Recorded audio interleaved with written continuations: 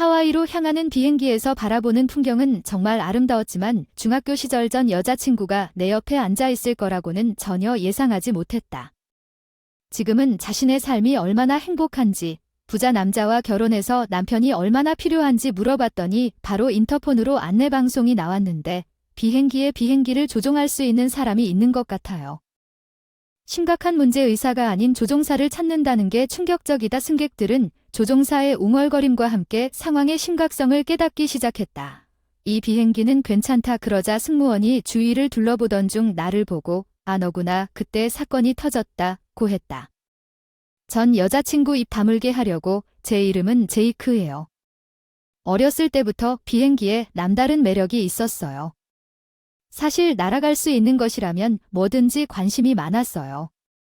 하늘을 자유롭게 날아다니는 새와 벌레를 보니 늘 아름답고 멋져 보였어요. 나도 날 수 있었으면 좋겠다고 생각하면서 열심히 노력하면 날개가 나올지도 모른다고 진심으로 믿었지만 슬프게도 내가 아무리 열심히 타도 날개는 5살 때 싹이 나지 않았고 그것에 대해 꽤 우울한 기분이 들었습니다.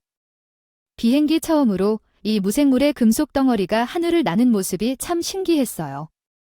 부모님과 함께 가족 여행을 갔을 때 하늘로 솟아오르는 거대한 새가 그런 인상을 주었거든요. 이후 자유의 상징이 됐어요. 그러다가 자동차, 기차에서 비행기로 애정이 바뀌었어요. 나는 비행기를 정말 사랑하는 소년이 되었습니다. 나는 비행기와 항공사의 이름을 외웠고 책 속에서 그것들을 보면서 하루를 보냈습니다. 나의 열정을 보며 부모님은 매주 나를 공항까지 데려다 주셨습니다. 나를 비행기에 태워주지 않았는데 그들은 비행기가 움직이는 것을 보는 것이 나에게 더 좋을 것이라고 생각했습니다. 부모님과 훨씬 동생들은 비행기를 보면서 나와 같은 감탄을 한 적이 없지만 자연스럽게 신나게 이야기할 때 항상 미소로 들어주었습니다. 내 꿈은 조종사가 되는 거였어. 비행기를 조종해서 하늘을 날고 싶었어. 지금도 내 생애 첫 꿈이었어. 어린아이가 처음부터 이렇게 현실적인 꿈을 꾸는 건 좀 이상한 것 같아. 아버지는 조종사가 되려면 열심히 공부해야 한다고 말씀하셨고 나는 내 나이에 비해 똑똑한 학생이었다. 공부가 비행기를 타는 것이라면 치러야 할 작은 대가라고 느꼈다. 어느 날 선생님은 항상 공부를 잘하는 비결을 말씀하셨다. 공부는 미래의 꿈에 대한 명확한 비전을 갖는 것입니다. 조종사가 되기 위해 필요한 것이 공부라면 나는 진심으로 그렇게 느꼈습니다. 그리고 아빠가 충치가 있으면 할 수 있다고 들었을 때 기꺼이 공부에 뛰어들었습니다. 나는 조종사가 되지 못했다. 나는 누구보다 양치질을 더 열심히 했다. 나는 그것을 너무 잘해서 치과의생사가 될 수 있었다고 생각한다. 충치가 있는 것은 특정 전투기를 조종하는 사람만이 할 수 있는 거래 차단기라는 것이 모든 조종사에게 사실은 아니다. 기압의 영향으로 인해 조종사가 되려면 육체적으로 건강해야 한다고 말하면 웨이트 트레이닝과 운동을 2배로 늘릴 것입니다. 어쨌든 내 어린 시절은 중학교에 입학한 후 놀기보다 비행기에 더 가깝습니다. 나는 조종사가 되기 위한 길을 진지하게 고려하기 시작했습니다. 나는 명문 고등학교나 대학에 다니지 않으면 비행기를 조종할 수 없을 것이라고 믿었습니다.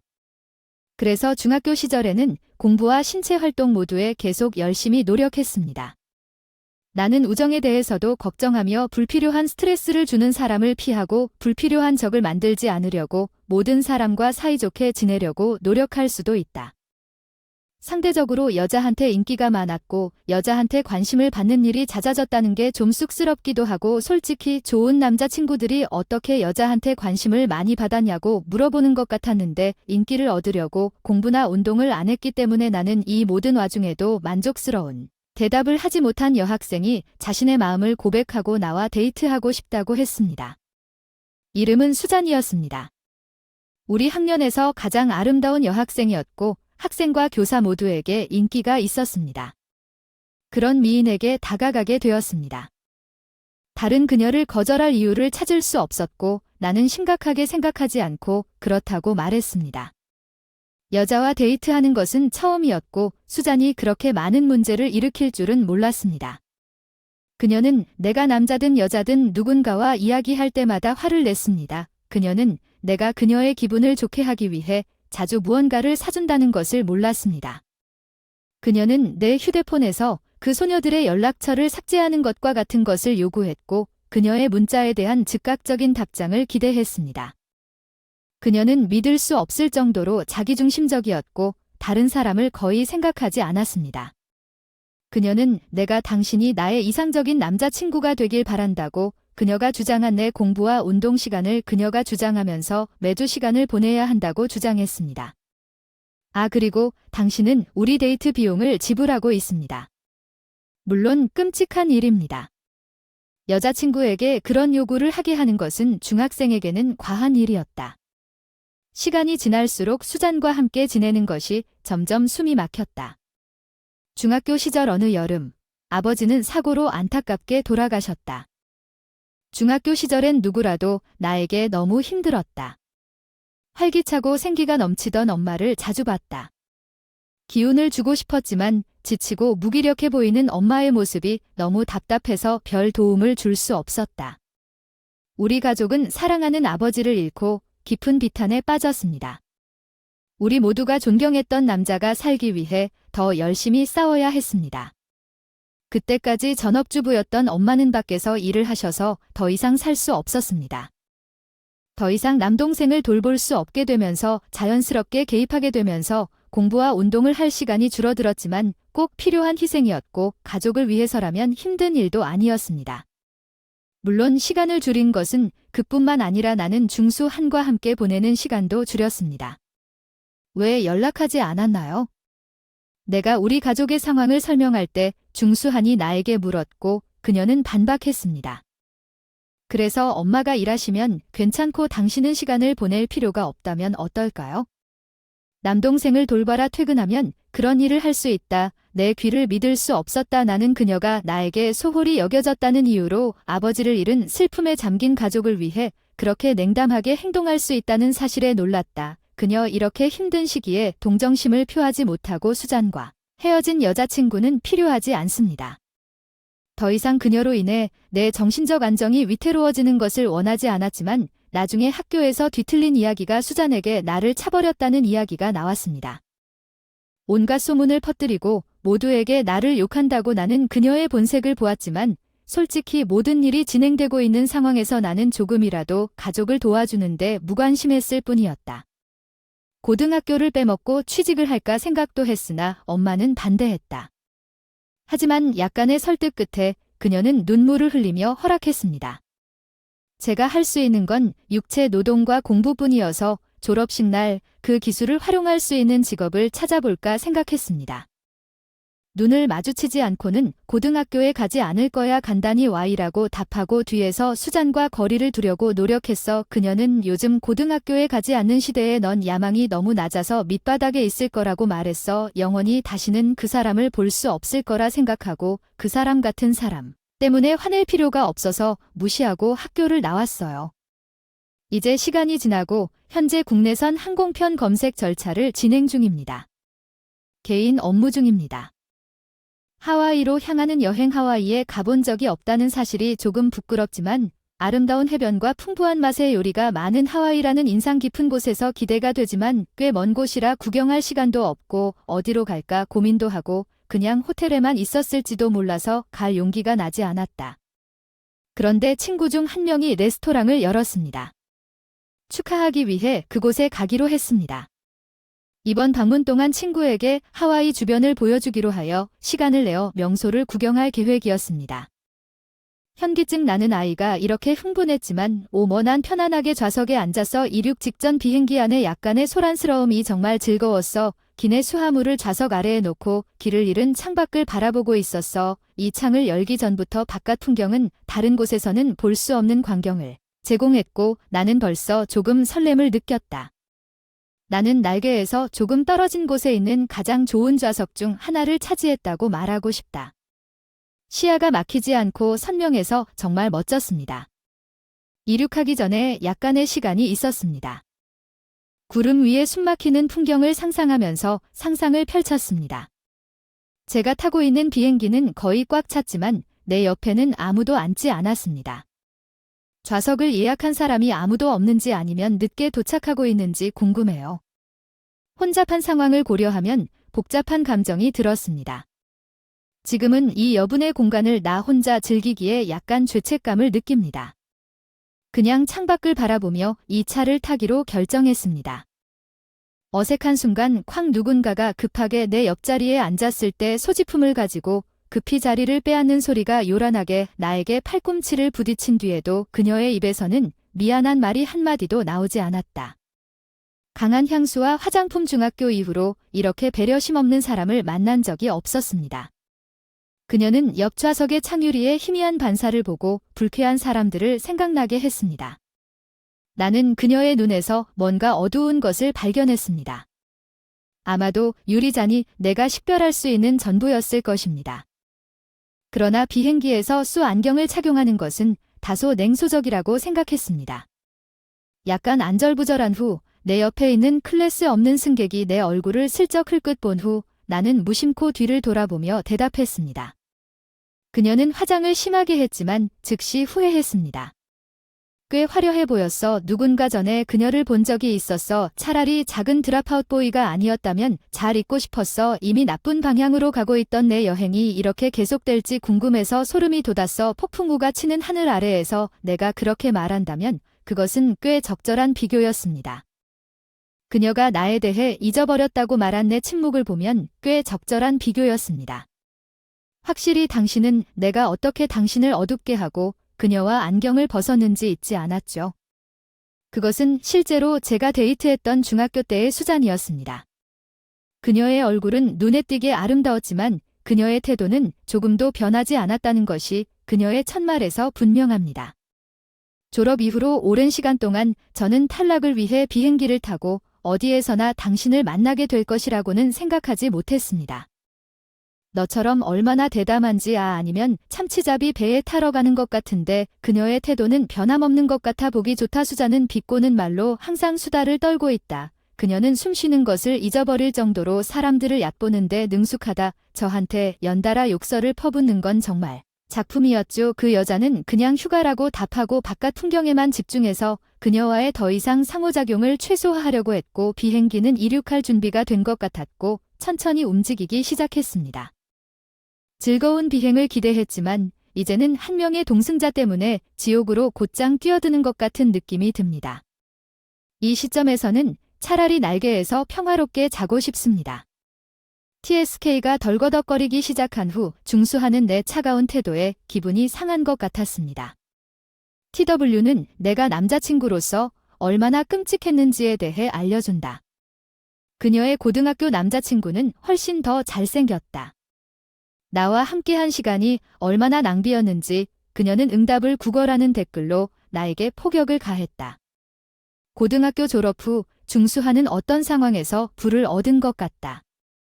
별로 관심을 두지 않아서 기억나는 건 그 사람이 부유한 사람과 결혼했다는 것뿐이에요. 대박을 터뜨린 수잔은 하와이로 호화 여행을 갑니다. 평생 감당할 수 없는 고급 호텔에 머물면서 그 즐거움을 누릴 거예요.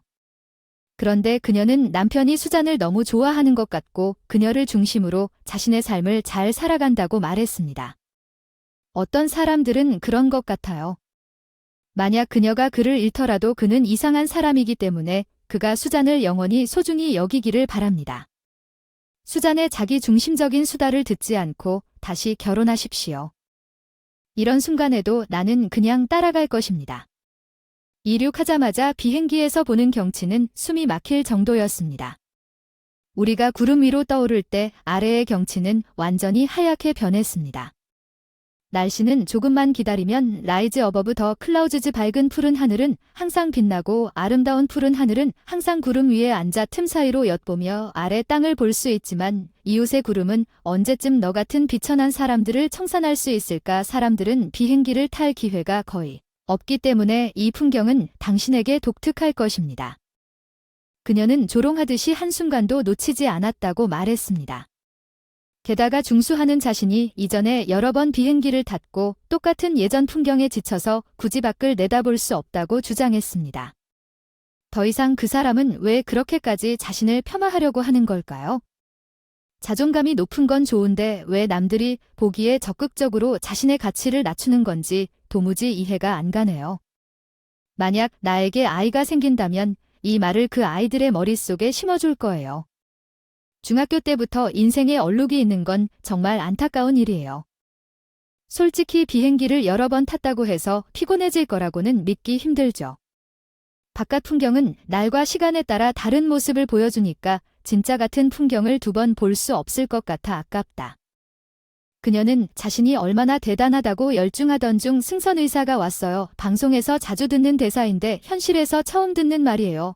혹시 아픈 사람이 있어서 치료가 필요한 건 아닐까 걱정했는데 할 수 있는 게 없었어요. 조용히 기다리기로 했는데 옆에 있는 에어헤드의 생각이 달랐나요? 잠깐만요. 무슨 일인지 드라마에서나 나올 법한 일이군요. 왜 이 여자를 그렇게 화나게 만들었는지, 특히 탑승한 누군가가 심각하게 아프고 도움이 필요할 때 그런 행동이요. 의사요. 제가 비행기를 스캔할 때 그 생각에 나사 몇 개가 빠진 게 틀림없다는 걸 알았습니다. 또 다른 안내가 나왔습니다. 이 비행기를 조종할 수 있는 탑승자가 있나요? 의사가 있다는 안내가 나왔을 때 저조차도 그 비행기에 깜짝 놀랐습니다. 승객이 필요했던 것은 수잔만큼은 아니었지만 그들이 조종사를 요청했을 때 객실은 정말 소란이 일어났습니다. 이 비행기는 이런 조종사와도 괜찮고 조종사가 비행 출석을 요구하는 의사가 필요합니까? 목소리가 나올 수 있습니까? 기내 곳곳에서 들리는 소리는 이해할 수 있습니다. 먼저 의사가 필요하고 그 다음에는 조종사에게 무슨 일이 일어난 것이 틀림없었습니다. 수잔의 얼굴은 점점 창백해졌고 그녀는 당황하기 시작했습니다. 도대체 이 비행기가 추락하는 것이 무엇인지, 아니면 왜 그녀가 불필요한 언급을 하는 이유는 무엇입니까? 이런 상황에서 충돌이 발생하면 기내에서 본격적인 패닉이 발생할 수 있기 때문에 나는 방을 읽을 수 없는 사람들을 싫어합니다. 당연히 승무원이 수잔에게 서둘러 다가갔고 수잔은 큰 소리로 충돌 부인이라는 단어를 사용했습니다. 일어날 거예요. 제발 자리에서 기다려주세요. 수잔이 승무원과 말다툼을 하고 있었는데 승무원이 능숙하게 그녀에게 다시 앉으라고 재촉했고 승무원이 나를 보더니 혹시 당신인가요? 제이크, 제가 그녀와 인연을 맺고 그게 그렇게 심각한지 물었습니다. 맙소사, 당신이 여기 있군요. 정말 죄송하지만 도와주실 수 있나요? 그녀가 여기까지 가버렸다는 점을 고려하면 큰 일이겠군요. 아마도 수잔이 말한 것이 완전히 틀린 것은 아닐 수도 있습니다. 나는 동의한다는 뜻으로 고개를 끄덕이고 자리에서 일어났습니다. 지금 하고 계시나요? 방해가 될 거라면 여기 앉아서 부츠를 흔드는 게 나을 것 같아요. 여기 한심한 건 수잔이에요. 거의 뒤로 물러설 뻔했지만 간신히 혀를 참았는데 승무원이 그녀가 당신과 함께 있느냐고 물었어요. 그냥 오렌지인이 아니라 우연히 옆자리에 앉게 된 것뿐이에요. 그 사람은 나와 아무 관계도 아니거든요. 당장 조종석으로 가고 싶었지만 수잔이 내 팔을 꼭 잡고 놓지 않을 거라고 설명했어요. 제가 그녀에게 놓아달라고 요청했는데도 이런 상황이 계속되고 있습니다. 수잔은 그럴 의사가 전혀 없어서 승무원이 끼어들면 어떻게 해야 할지 궁금합니다. 부인, 불편을 끼쳐드려 죄송합니다만 제이크는 우리 조종사 중 한 명입니다. 긴급한 문제입니다. 그는 그녀가 수잔의 손을 떼기 위해 정중하면서도 강력한 압력을 가했다는 말에 참석해야 합니다. 당신은 조종사입니다. 수잔은 놀라서 눈을 크게 뜨고 말했습니다. 나는 간단히 예라고 대답하고 한 무리의 승무원들이 모인 조종석 주변의 조종석으로 향했습니다. 그리고 눈에 띄게 경악했습니다. 기장과 부조종사가 식중독 증세를 보이고 있다는 것을 우연히 알게 되었습니다. 기내 의사가 두 사람을 진찰하고 있었지만 회복의 기미가 보이지 않았고 증상이 점점 심해져서 이러한 상황에서 비행기를 조종하는 것은 어려울 것이며 조종실에서 긴급한 안내가 나올 것이라는 점은 분명합니다. 급성 위장염은 갑자기 발생할 수 있으므로 피할 수 없는 일이었을 수도 있지만 두 사람 모두 위장염에 걸리는 것은 믿을 수 없을 만큼 불운이거나 기적입니다. 조종석 주위에 친숙한 얼굴들이 많이 있을 확률이 꽤 낮은 것 같았고 그들이 나를 봤을 때 그들은 와우, 제이크도 탑승한 것이 얼마나 행운인지 말했습니다. 두 조종사 모두 위장염에 걸렸고 우연히 그 비행기에 있던 의사도 있고 심지어 조종사도 거기 있는 것 같은 느낌이 듭니다. 의사에 따르면 나는 평생의 행운을 다 써버렸다고 의사에 따르면 부조종사의 증상은 기장보다 가벼운 것 같았지만 대화를 거의 할 수 없었지만 이마에 땀이 나서 정말 거칠어 보였다. 관제탑에 연락해서 조종석에 앉았습니다. 긴장감과 EXC의 설렘은 식을 줄을 몰랐습니다. 처음 비행을 시작할 때 탑승한 승객들로 인해 엄청난 압박감이 느껴졌습니다. 승객들의 생명을 내 손에 쥐고 있다는 생각이 저를 그렇게 만들었습니다. 긴장해서 토할 것 같았지만 동시에 조종사만이 볼 수 있는 숨막히는 광경이 있었습니다.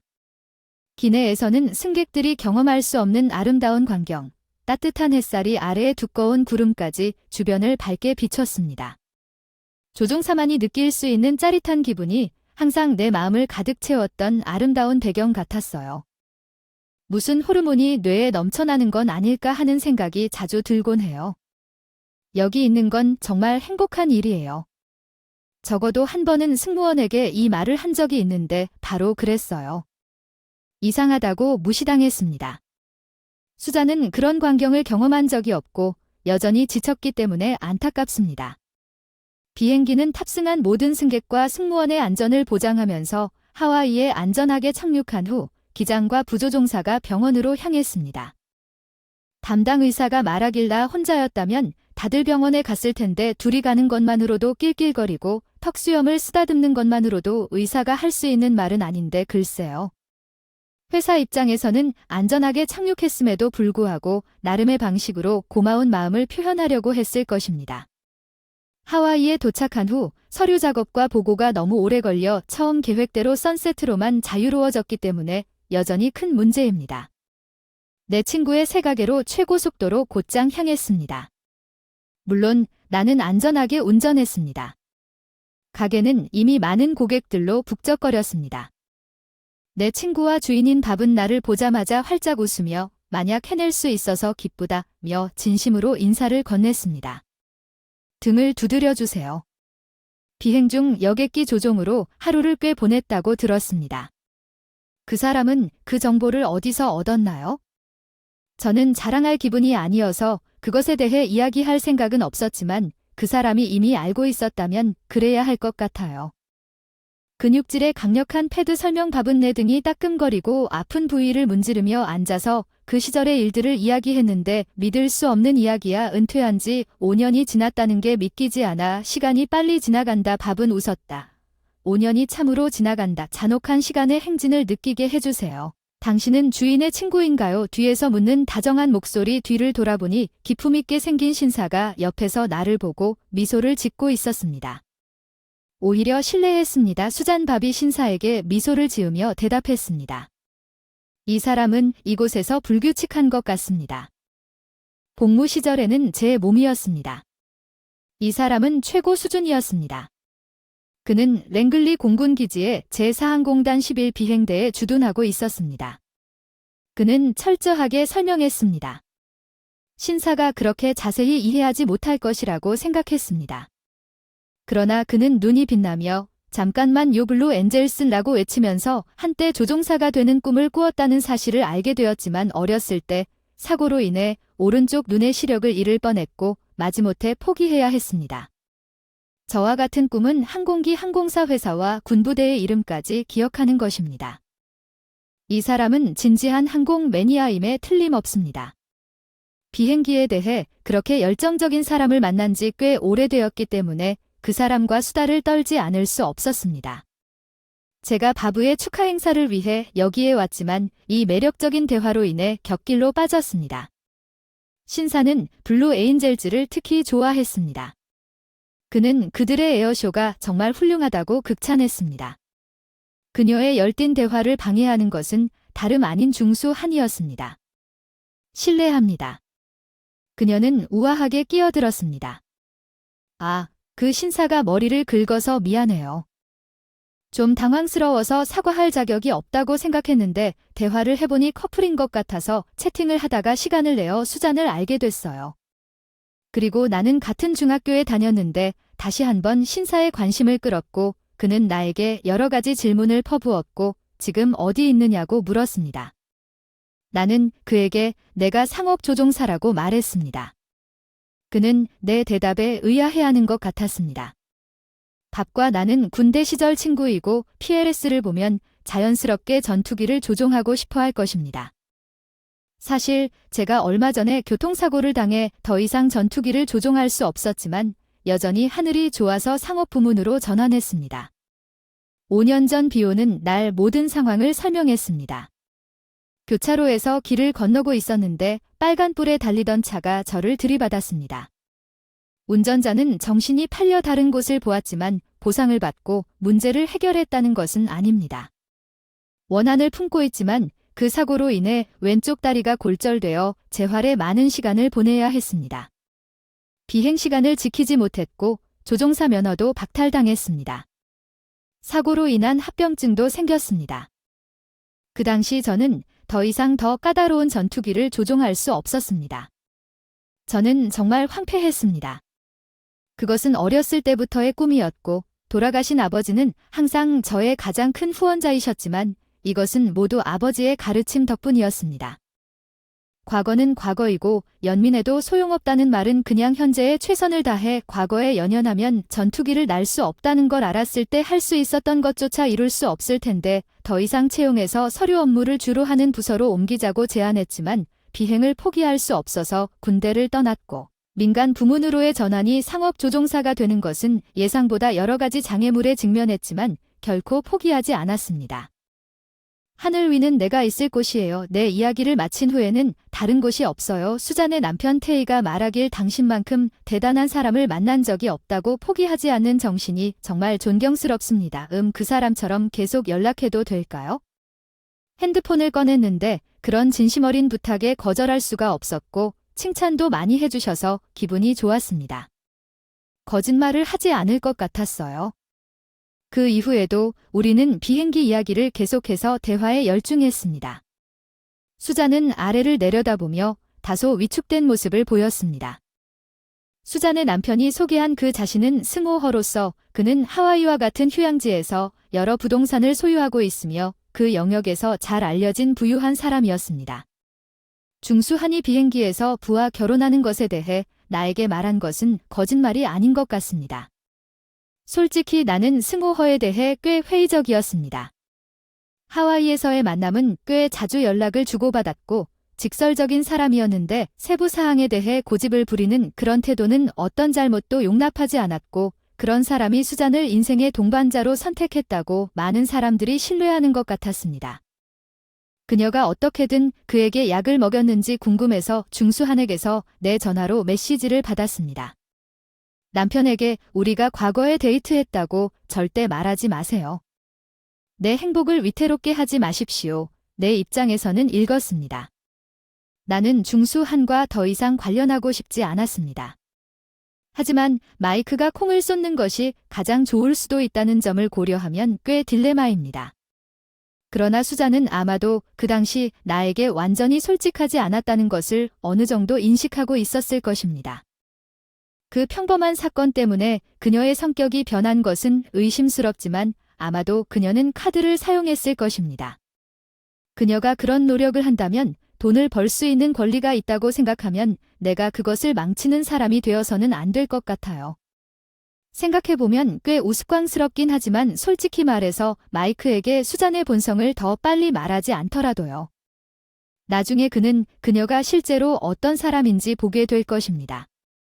그때까지 그가 가진 행복을 즐기기를 바랍니다. 나는 그녀로부터 더 이상 메시지를 받지 못한 후 간단한 이해로 대답했습니다. 중수한은 앞으로도 남편에게 자신의 과거를 계속 숨길 것 같습니다. 그녀는 아마도 다른 방식으로 살 수 없을 것입니다. 그녀는 아마도 그녀의 과거와 그녀가 괴롭혔던 것들이 노출되는 것을 두려워하며 살고 있을 것입니다. 그것은 그녀의 과거 행동의 책임이자 결과입니다.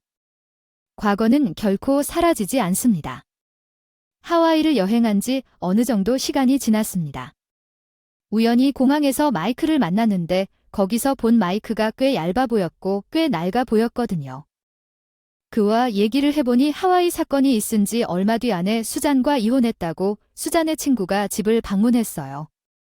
업무 약속으로 인해 집에 있는 승호허는 두 사람을 방해하지 않기 위해 집에 있었습니다.